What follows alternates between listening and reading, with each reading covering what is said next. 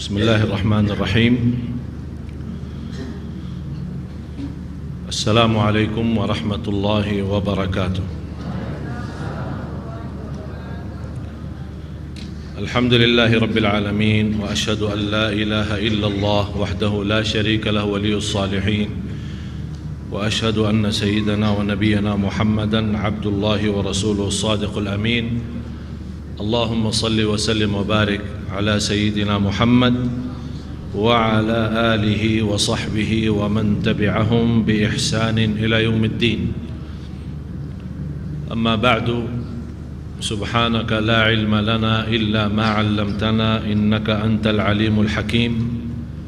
Maha suci Allah, saya tidak mempunyai ilmu apa-apa, hanya saja apa yang diberikan oleh Allah subhanahu wa ta'ala. Segala sesuatu yang kita miliki sesungguhnya milik Allah. Oleh karena itu jangan anda sedih atas kehilangan dan kekurangan sesuatu, karena semuanya dari Allah dan kembali kepada Allah subhanahu wa ta'ala. La hawla wa la quwwata illa billahil aliyyil azim.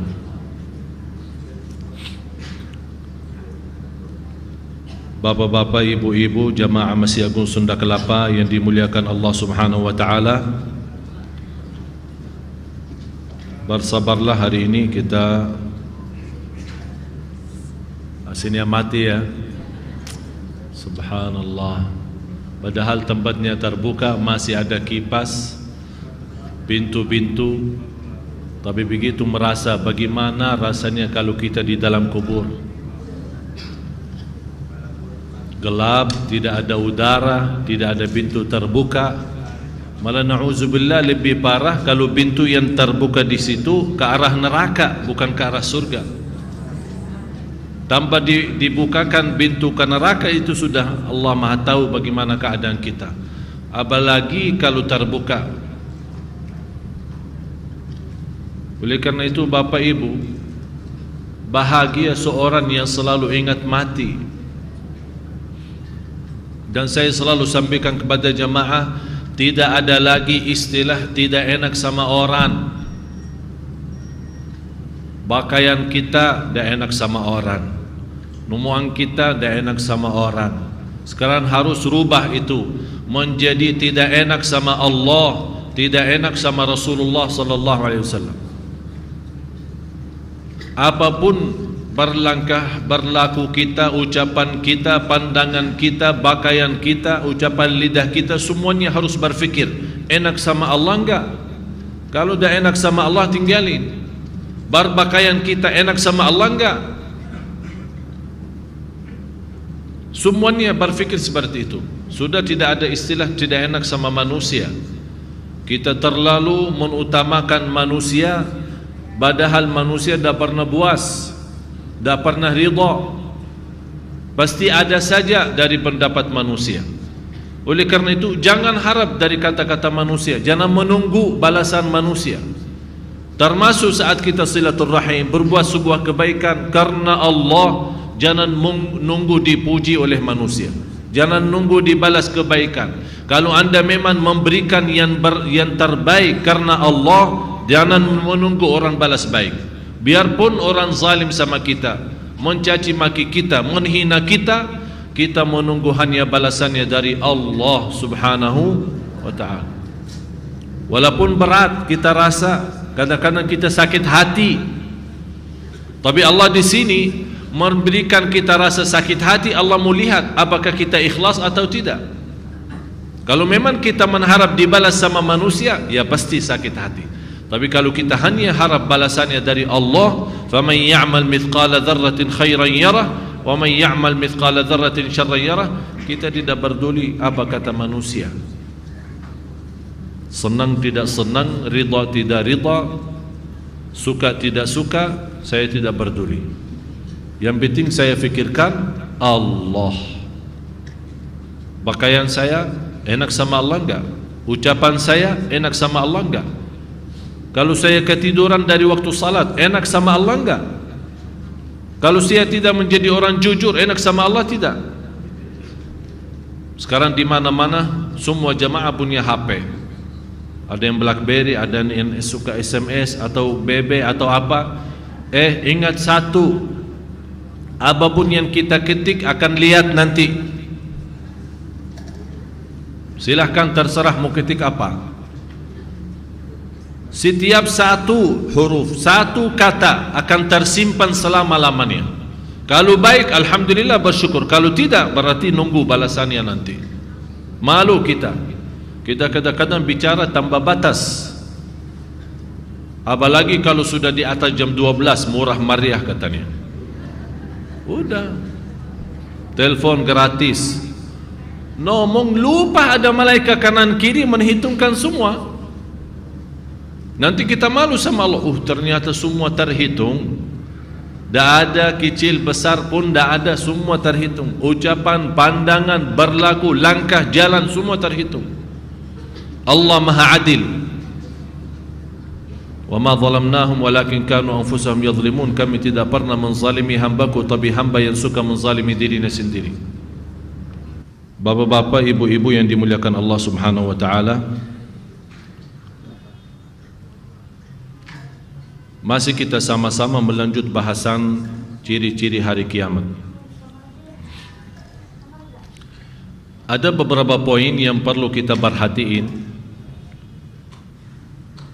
karena ciri yang untuk kita bahas malam ini sama yang kita sudah bahas hari Ahad, kuliah duha hari Minggu, semua sudah tersebar dan menjadi ciri-ciri yang sedang berjalan. Dan salah satu menjadi salah satu penyakit umat, ciri nomor 17. Ustaz Farouk. Ciri-ciri hari kiamat ke-17, riba merajalela.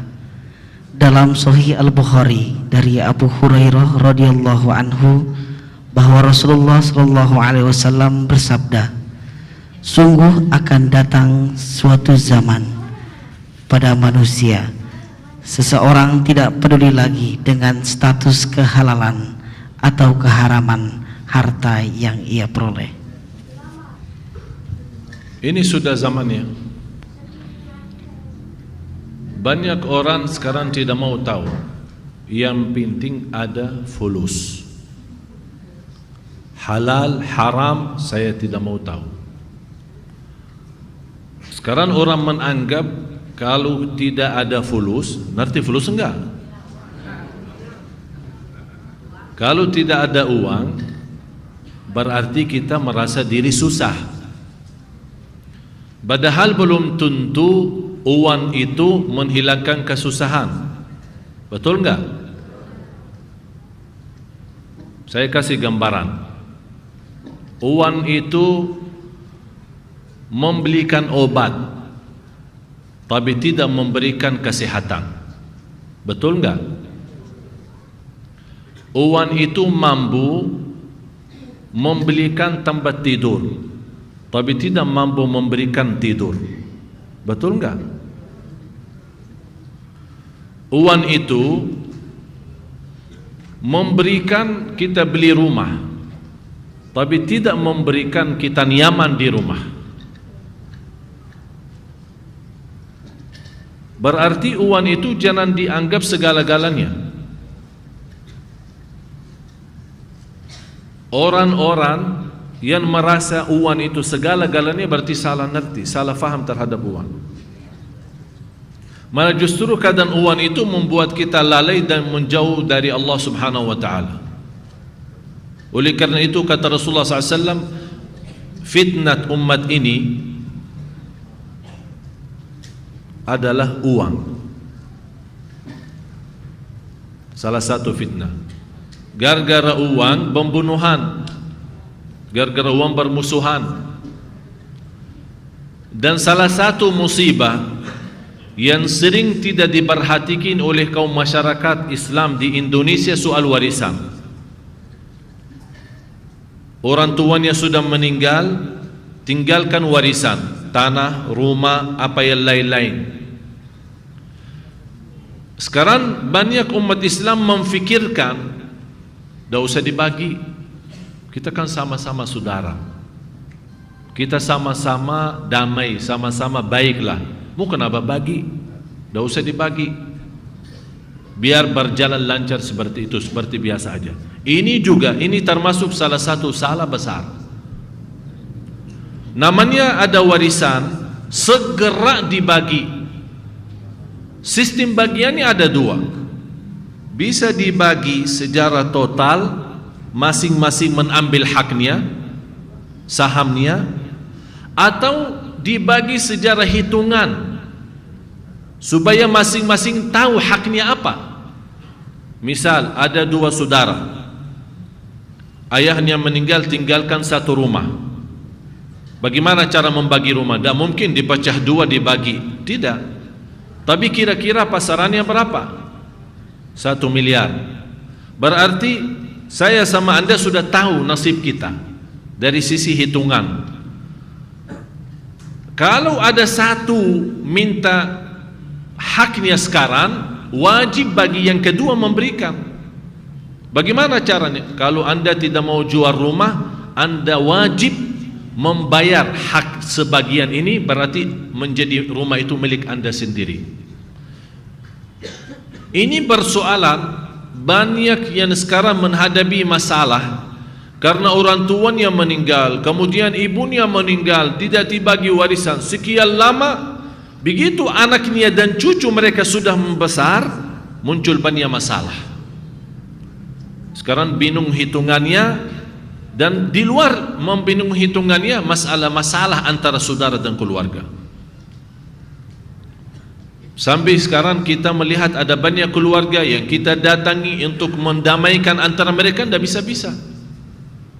Akhirnya mereka sampai sekarang mengurus di mahkamah, di pengadilan supaya selesaikan masalah ini. Inilah akibat kita melanggar sistem Islam, melanggar sistem Allah. Warisan itu hak ahli waris, dan tidak boleh ada seorang waktu dia masih hidup, dia sudah merasa mau mati, merasa mau meninggal, dia bilang anak saya semuanya jahat, anak saya tidak salih, tidak salihah, saya wakafkan semua harta saya untuk di jalan Allah. Tidak boleh. Biar dia meninggal dunia, tidak boleh menjalankan wasiatnya. Karena di sini ada menzalimi hak ahli waris. Jadi harus kita berfikir baik-baik. Orang yang pun, apalagi yang bertanggung jawab soal warisan, itu amanat yang paling berat. Kalau ada seorang tua meninggal tapi anaknya masih kecil, termasuk anak yatim, menwakili seorang lain untuk menguasai hartanya dan kontrol hartanya sampai anaknya ini dewasa, ini paling berat tugas. Karena ancaman dari Allah, orang yang menjaga memelihara harta anak yatim tapi dia makan dari harta itu tidak sesuai ajaran Islam, akan dia makan dari api neraka nanti di hari kiamat. Itu tugas yang paling berat. Harus kita ngerti jamaah sekalian, kalau soal harta halal akan dihisab oleh Allah, harus kita fahami itu. Sekarang orang berfikir kalau halal alhamdulillah selamat, belum tentu. Yang halal belum tentu selamat, apalagi yang haram. Yang halal dihisab oleh Allah dari mana dan kemana. Sekarang banyak berfikir sumber uangnya jelas 100% halal, tapi pengeluarannya yang tidak jelas, sembarangan, membelanja tanpa mubazir. Ini semua akan ditanya, dihisab oleh Allah. Jadi harta yang halal 100% akan dihisab oleh Allah, dan harta yang haram bukan dihisab, diazab langsung, diazab. Itulah kesulitan dan keberatan harta. Oleh karena itu di Islam menanjurkan jangan suka simpan. Semakin suka simpan berarti zakatnya terus berjalan. Ada zakat. Biar sudah zakat tahun pertama tapi masih simpan, tetap ada zakat lagi. sampai akhir hayat masih ada zakat. Tapi ada orang yang ada rezekinya lebih daripada cukup, tapi tidak pernah zakat sepanjang hayatnya karena dia tidak pernah simpan uang. Ada yang buat makan ya makan, yang buat bagi-bagi, yang buat rumah-rumah, ya udah selesai, habis. Tapi sekarang saking orang manusia butuh uang, bukan dia menjaga cara yang halal, malah dia lari kepada riba. Walaupun dirubah nama, bunga mawar, bunga bermacam-macam dikasih nama yang menarik perhatian. Tetap biarpun bunga dari surga, tetap namanya riba. Pinjaman apalagi, banyak saya menerima berita dari jamaah yang rutin majlis ta'lim dan suka bantu jamaah, tapi pinjaman dengan syarat, pinjam 5 juta, kapan mungkin balik? 2 bulan. 2 bulan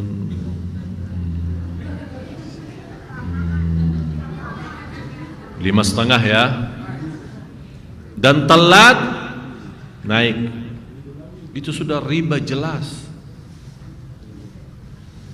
Satu uang dari hasil riba di sisi Allah dosanya lebih besar daripada berzina dengan ibu kita sendiri 36 kali. Bukan zina sama orang luar. Astaghfirullahalazim. Coba bayangin, ternyata riba lebih besar daripada zina. Coba orang-orang yang punya ratusan juta atau miliaran di bank, berapa bunga masuk? Uang bunga, hanya dia simpan uang di bank, masuk bunga kan? Kalau dia tidak orang takwa, berarti dia akan campur aduk uang modal dia, uang titipan tabungan ini dengan uang bunga yang dari bank itu. Kalau kita tidak mencegah, na'udzubillah, bahaya. Bagaimana jalan keluar? Ya harus kita tahu uang tabungan kita berapa, uang bunga itu yang masuk dari bank setiap bulan berapa. Nanti pas akhir bulan atau akhir tahun kita kumpulkan uang riba. Jangan biarkan di bank ambil. Ada orang bilang, saya bunga tidak mau, uang saya 100 juta, udah 100 juta. Uang bunga itu jangan dibiarkan, manfaatin, ambil, tapi buat apa? Bukan belanja, bukan buat bayar pajak. Katanya sekarang pajak bukan aturan Islam, udah saya bagi uang bunga aja bayaran. Tapi ini uang bunga yang terkumpul, barangkali yang uang tabungan yang sedikit tidak terasa. Tapi kalau uang tabungannya banyak, lumayan uang bunga itu, bisa puluhan juta. Ini bisa berguna bagi siapa? Bagi masyarakat yang di kampung kita, yang dari jalan menuju ke masjid atau jalan menuju ke kampung dalam berantakan, tidak ada jalan yang rapi, kita bantu ini buat jalan. Tapi tidak boleh buat anak yatim dan miskin, karena uang itu haram. Tapi boleh untuk perbaiki jalan umum, boleh untuk WC umum, perbaiki kamar mandi di tempat umum di masjid, tempat umum WC di masjid boleh, tapi bukan untuk masjidnya, tidak boleh karena uang riba itu. Misal memperbaiki, kalau kita melihat satu masjid tempat sandal simpan sepatu tidak layak, tidak nyaman, kita bantu bikin satu kotak yang besar, satu pokoknya yang lebih rapi, tertib. Itu boleh, daripada buang atau dibiarkan diambil oleh bank yang memanfaatin.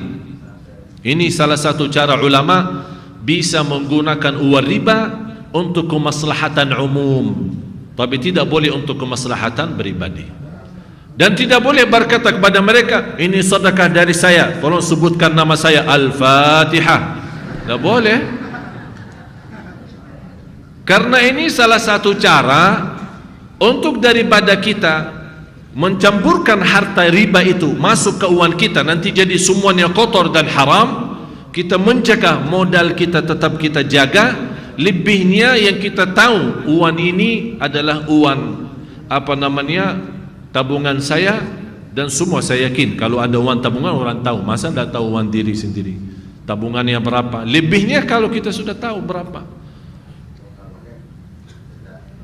Dan mohon maaf sekarang semua tidak terlepas dari pinjaman. Salah satu masalah yang dihadapi oleh umat ini pinjam. Ada yang punya hutang angkat tangan. 1, 2, 3.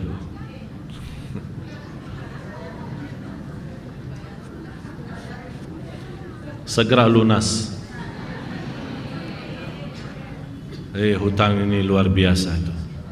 Membuat kita orang terhina di siang hari dan susah tidur di malam hari.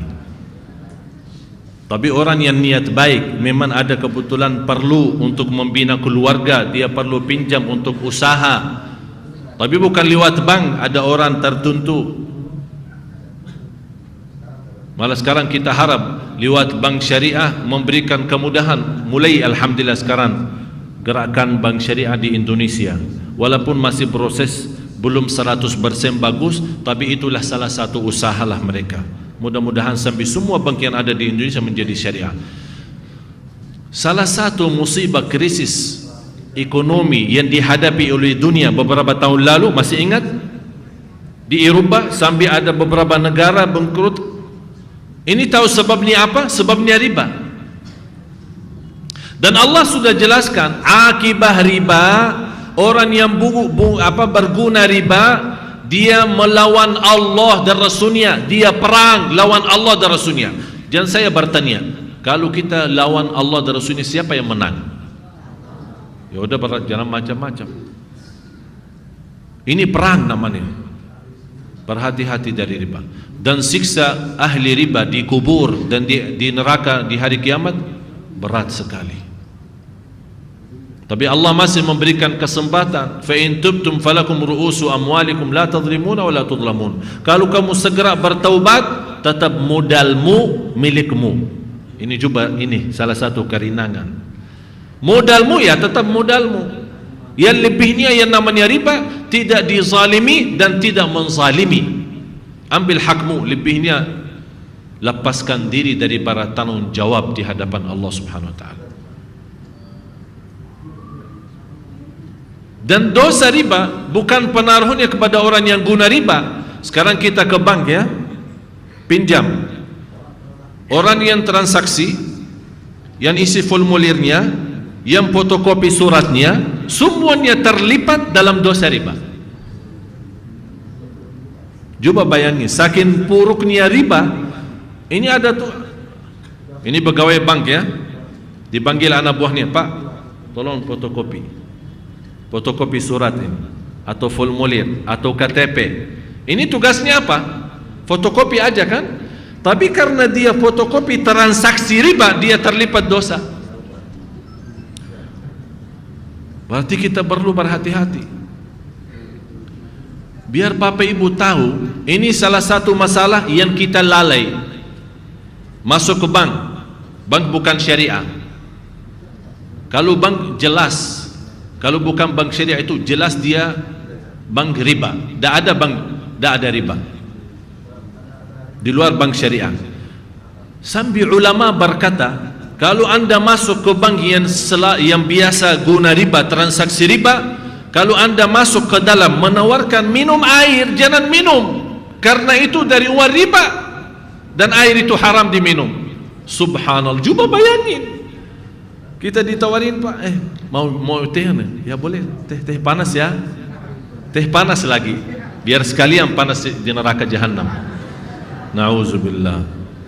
Itulah saking orang gambaran yang diberikan oleh Rasulullah SAW. Ada kelompok manusia akhir zaman sudah tidak mau tahu halal haram, tidak mau tahu.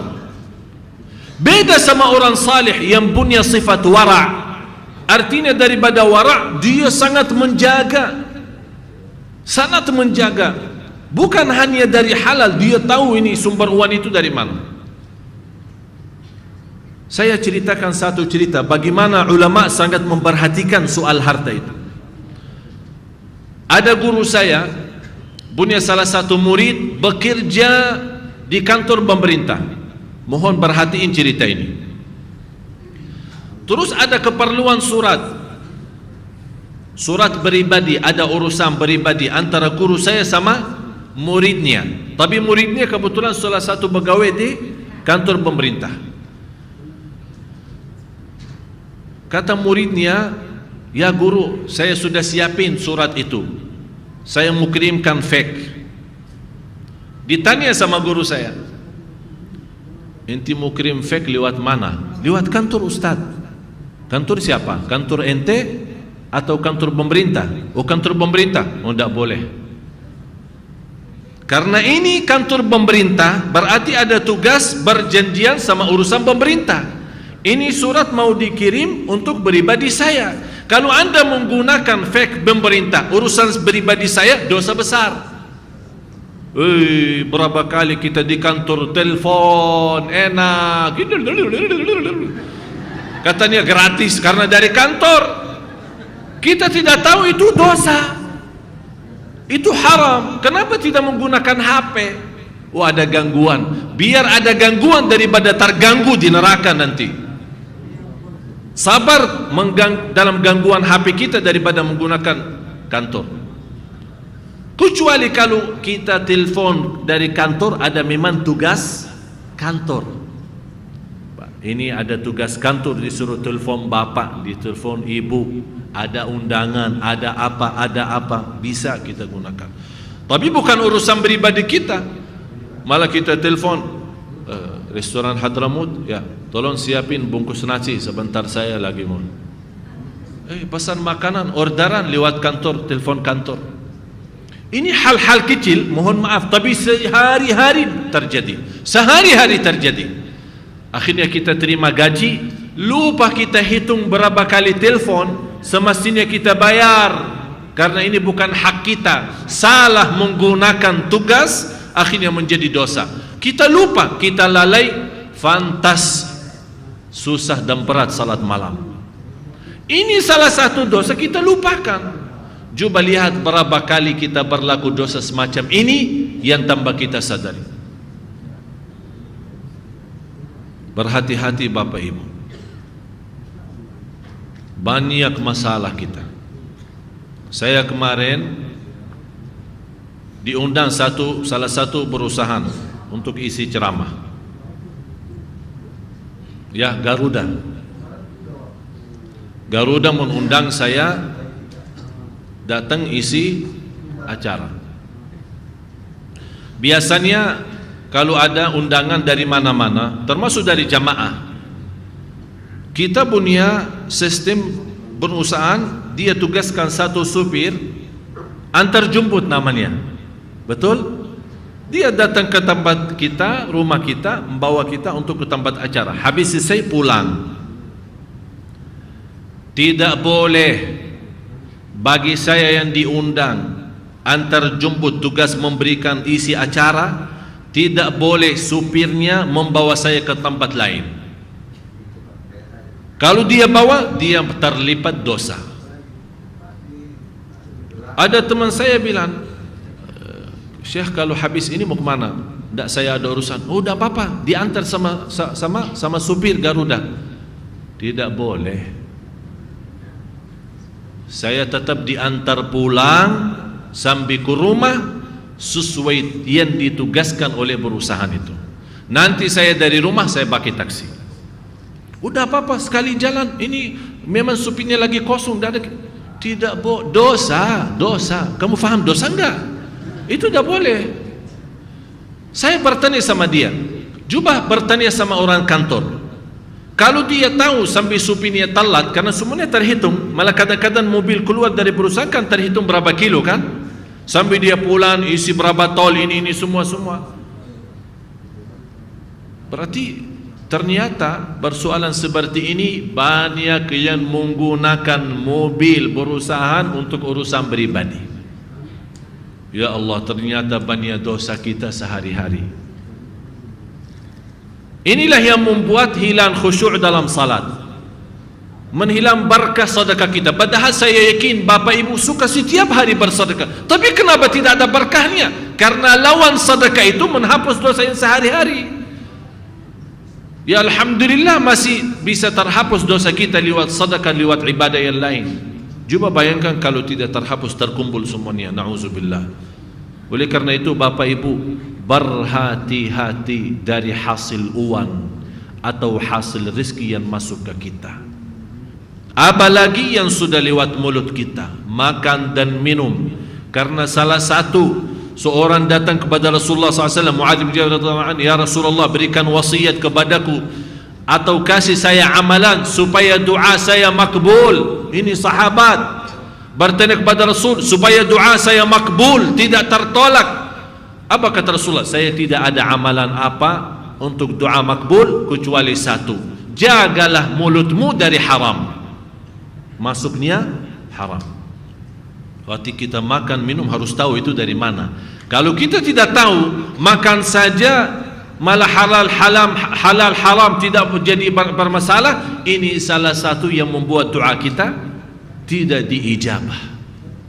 Oleh karena itu Bapak Ibu, saat kita berdoa terus, ada orang bertanya sama saya, Syekh, sudah saya punya susah banyak, sudah sekian bulan saya salat malam, puasa Isnin Kamis, puasa 3 hari bertahan bulan hari Ayyamul Bid, kemudian puasa awal, puasa akhir, puasa malam ini terus berdoa, tapi sampai sekarang belum ada jalan keluar.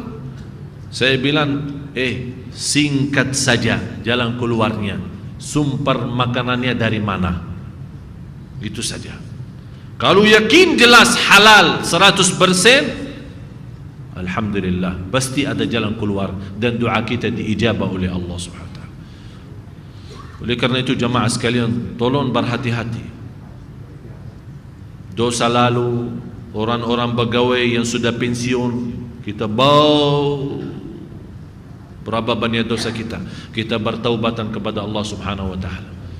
Kita berbanyak istighfar, memperbaiki diri, berbanyak sedekah supaya dosa kita lalu ini diampuni Allah Subhanahu wa taala, supaya kita kembali mensucikan. Karena sedikit tumbuh badan kita dari haram, kata Rasulullah, lebih utama dia masuk neraka daripada surga. Yang tumbuhnya badannya dari harta yang haram, na'udzubillah.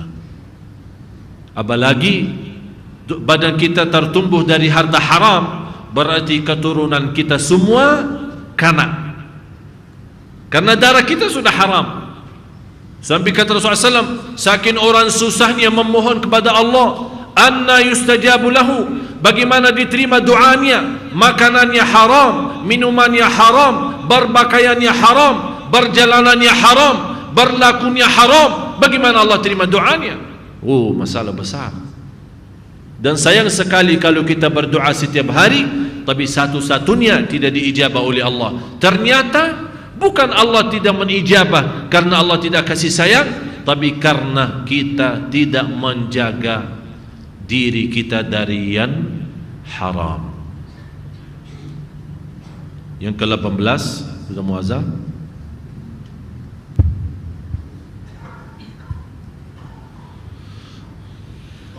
Ke-18, fenomena al-ma'azib, alat-alat musik dan menganggapnya halal. Dari Abu Malik. Alat musik menganggapnya, alat musik dianggap, berarti kalau Rasul berkata alat musik dianggap halal, berarti dia apa? Hukum alat musik apa? Hukum alat musik apa? Halal atau haram?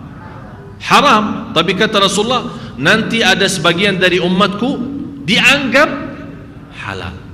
Dan Rasulullah subhanallah menggambarkan peristiwa yang terjadi. Peristiwa yang terjadi. Mohon didengar hadis ini baik-baik. Dari Abu Malik Al-Asy'ari radhiyallahu anhu bahwa ia mendengar Rasulullah sallallahu alaihi wasallam bersabda, kelak terjadi dari umatku beberapa kaum yang menghalalkan zina, sutra, khamr, dan alat-alat musik. Dan sungguh halalkan zina alasannya hak asasi manusia. Sekarang sebentar lagi diperjuangkan alasan hak asasi manusia boleh nikah sesama jenis. hak asasi manusia, jangan salah lo, jangan salah. Hak asasi manusia, hak asasi syaitanur rajim itu namanya, bukan hak asasi manusia. Na'udzubillahi min ghadabillah. Mudah-mudahan kita diselamatkan negara kita dari murka Allah Subhanahu wa taala. Dan sungguh ada beberapa kaum yang akan singgah di suatu pegunungan yang tinggi. Pada sore harinya seorang pengembala menjambangi mereka dengan membawa hewan ternaknya. Mereka didatangi oleh pengembala fakir itu untuk sesuatu kebutuhan. Lalu mereka berkata, "Kembalilah kepada kami besok." Maka di malam harinya Allah membinasakan mereka dan hancurlah gunung tersebut dan merubah sebagian mereka menjadi kera dan babi sampai hari kiamat. Hadis riwayat Imam Bukhari. Na'udzubillah. Sebagian dari umatku menghalalkan. Ini kesimpulannya Bapak Ibu, kalau Rasul kata umatku, sebagian umatku menghalalkan, artinya kata menghalalkan berarti asal hal itu apa? Haram. Tapi bukan Allah yang menghalalkan atau Rasulnya, tapi ini mereka yang menghalalkan. Alasannya apa? Alasannya salawat. Salawat sih isinya kan baik. Alasannya muhasabah. Alasannya bermacam-macam soalan. Bukan sebatas itu, malah lebih parah sekarang menganggap masuk alat musik ke dalam masjid halal. Dan kalau tidak masuk masjid berarti Quran sempurna. Kalau salawat tidak ada teng tidak sempurna. Ini subhanallah, sepertinya Rasulullah ada sekarang sama kita. Digambarkan umatnya yang menghalalkan alat, seolah-olah dengan alat mendekatkan dirinya kepada Allah, padahal Allah mengharamkan hal tersebut.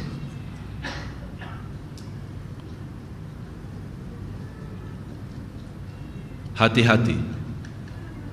Kalau mau bersalawat silahkan bersalawat, mau berzikir silahkan berzikir. Yang awalnya alasan boleh karena di zaman Rasul pakai duf. Tahu duf? Itu apa namanya? Tupuk yang buat tupuk tangannya ya? Remana ya? Rebana. Itu asal-asalnya karena di zaman Rasul, jadi sebagian ulama membolehkan. Tapi karena alasannya ini boleh, lama-lama masuk piano, masuk musik lagi, alat-alat yang lain. Ini semua karena tujuannya karena alasan salawat. Kalau ini satu yang halal, siapa yang halalkan yang lain? Hawa nafsu kita. Atau ulama yang berani berkata, padahal dia ulama, tapi berani berkata, oh tidak apa-apa, musik apapun, biarpun alatnya dari barat, kita lihat isinya apa.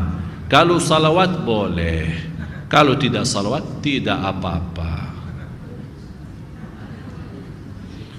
Wala haula wala quwwata illa billah. Saya melepaskan diri, dengar para jamaah sekalian, saya melepaskan diri dari bertanggung jawab. Alat musik totalnya haram. Alat musik totalnya haram. Dan lebih haram saat alat itu, saat terdengar azan, saat terdengar zikrullah, seolah-olah kita lawan alat ini, lawan zikrullah dan lawan azan. Sekarang kita lihat alat musik pas acara pernikahan, pas di masjid, azan ke masjid, dengaran azan tapi suara musik, seolah-olah lawan. Tidak ada apa-apa, halal, tidak apa-apa sih. Ada ini Ustaz, ulama kita sudah menghalalkan. Udah, yang menghalalkan ya dia tanggung jawab sendiri.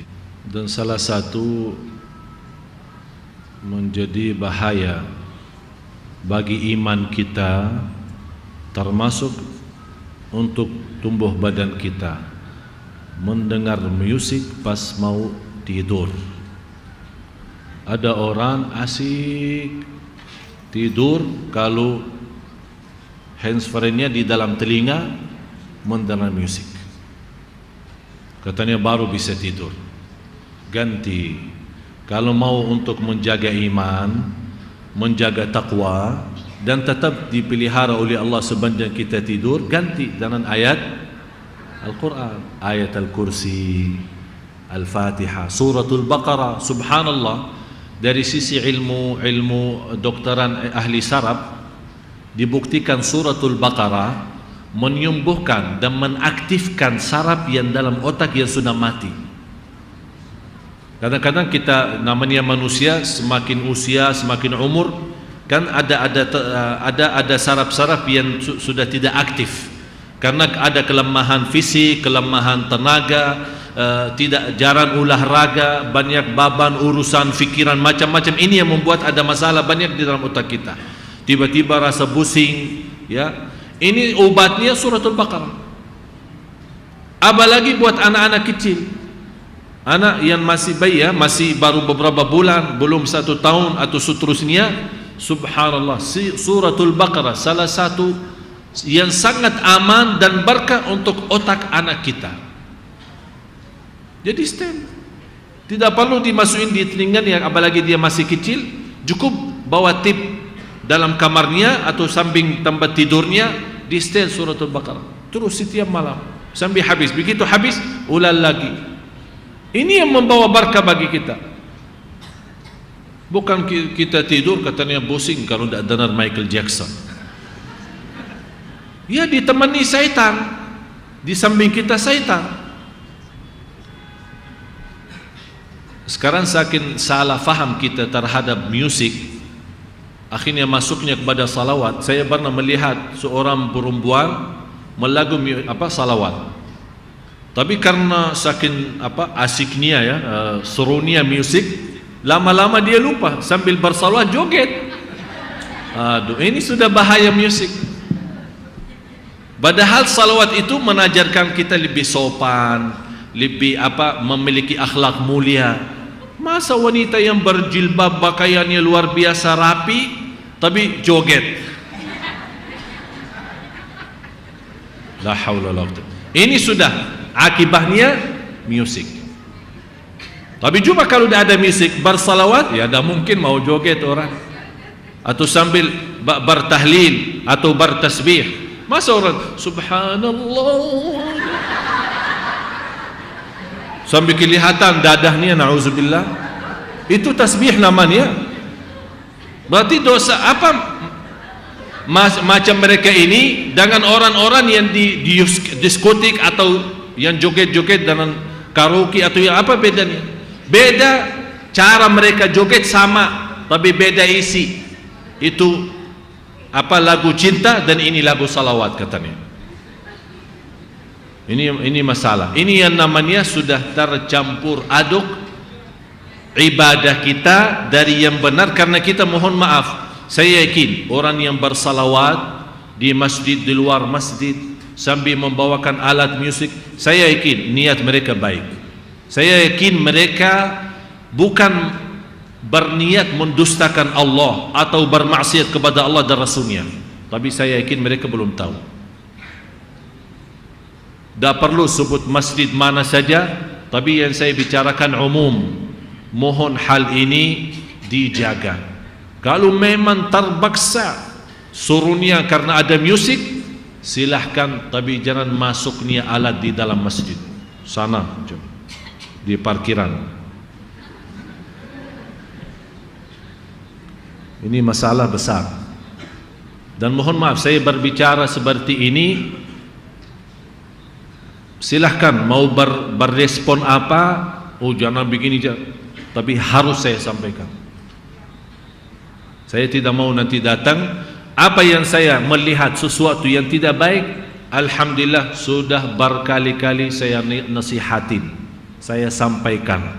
Tapi karena kita kebetulan lagi bahas, inilah sudah salah satu ciri hari kiamat yang sudah tersebar, yang kita tidak tahu. Itulah ciri-ciri hari kiamat. Yang terakhir,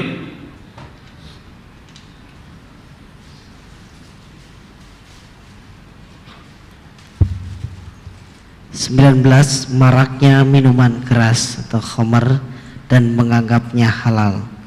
Dari Anas bin Malik radhiyallahu anhu bertutur, aku mendengar Rasulullah sallallahu alaihi wasallam bersabda, di antara tanda-tanda kiamat adalah, dan beliau sallallahu alaihi wasallam menyebutkan di antaranya maraknya minuman khamar. Hadis riwayat Imam Muslim. Salah satu bahaya dan fitnah yang kita hadapi di negara Islam, tersebar khamar. Masuk di bandara khamar kanan kiri, di mana-mana ada khamar, jualannya khamar terang-terangan. Ini masalah. Saya berapa kali ke Brunei, yang membuat saya bangga di sana, negerinya tidak ada satu botol khamar. Di bandara maupun di dalam tidak ada. Tidak ada tempat namanya hiburan, terkumpul tempat maksiat, diskotik. Sekarang di Brunei mulai ada karaoke. Mulai. Dan saya kemarin berbicara di TV. Dan saya berketemu kemarin anaknya Sultan, saya sampaikan, alhamdulillah saya bangga di Brunei. Tapi tuan, hati-hati, saya bilang. Brunei mulai rusak. Kalau sekali tsunami karena Brunei habis, karena penduduknya cuma 300.000. 300 sekali tsunami, kan sekali tsunami di Aceh berapa korban? 200.000 sekian kan? Berarti saya bilang sama anaknya Sultan, kalau sekali tsunami Brunei habis, yang tinggal mungkin beberapa orang aja. Hati-hati. Kalau masih karaoke seperti ini, lama-lama akan masuk diskotik, lama-lama khamar, lama-lama macam-macam. Dan sampai sekarang masih ketat. Orang yang masuk bandara saja membawakan botol khamar langsung dihukum kena denda $5.000. $5.000 Brunei. Satu Brunei 7.000 sampai 8.000 Indonesia, 8.000 rupiah. Berarti hampir 40-an. 40 juta karena denda. Orang hanya bawa, ini bukan dia bawa beribadi, untuk beribadi. Bukan hanya begitu saja Bapak Ibu. Rokok, ada orang ditangkap di bandara waktu saya masuk ke sana, dibawakan satu bucket besar isinya rokok. Dihukum penjara 6 bulan dan kena denda $10.000. Ini bawa rokok. Berarti di sana tidak boleh. Ada memang di negara itu ada rokoknya, bukan tidak ada, tapi ada jalur tertentu yang sudah mendapatkan izin untuk jual di sana. Dan setiap rokok ditampil gambar-gambar yang ngeri, jantungnya rusak, muka yang bagaimana. So, ini penyakitnya, katanya penyakitnya rokok ya. Biar orang lihat, auzubillah, tidak jadi beli. Saya kemarin ditemani kawan dari Indonesia ke sana, habis rokoknya, dia mau beli. Begitu sampai masuk ke toko mau beli rokok, dia melihat, ya astagfirullah, ngeri gambarnya, tidak jadi. Ya alhamdulillah, syukur. Biar kamu berhenti rokok. Dan khamar, na'udzubillah, sudah di mana-mana. Sekarang orang bukan menunggu bisa beli khamar, bisa bikin khamar sendiri. Kita lihat, karena saya di Lombok lewat malam hari, kuburan di sana, ini juga salah satu masalah di Indonesia, kuburannya tidak tertutup. Artinya orang hidup punya kehormatan, orang mati pun punya kehormatan. Jadi pas saya lewat malam hari, saya dengar suara-suara keras di kuburan. Saya kaget, astagfirullah, kenapa? Jangan-jangan ahli kubur lagi ngobrol-ngobrol malam minggu. Saya berhenti masuk. Lihat ke Lombok, orang lagi ribut-ributan sambil minum khamar. Di kuburan sudah tidak ada rasa malu, tidak ada rasa takut. Di kuburan, di atas kuburan duduk. Pertama meninjak kuburan sudah dosa. Berduduk di atas kuburan sudah dosa. Minum khamar lagi di sana. Tidak takut mati, tidak takut apa. Astagfirullah. Saya bilang, ya Allah, kirimkan satu orang yang keluar dari kuburannya biar tinjak lehernya sekalian masuk ke dalam. biar berhenti yang lain. اعترفنا بأننا اقترفنا وأننا أصرفنا على رضا أشرفنا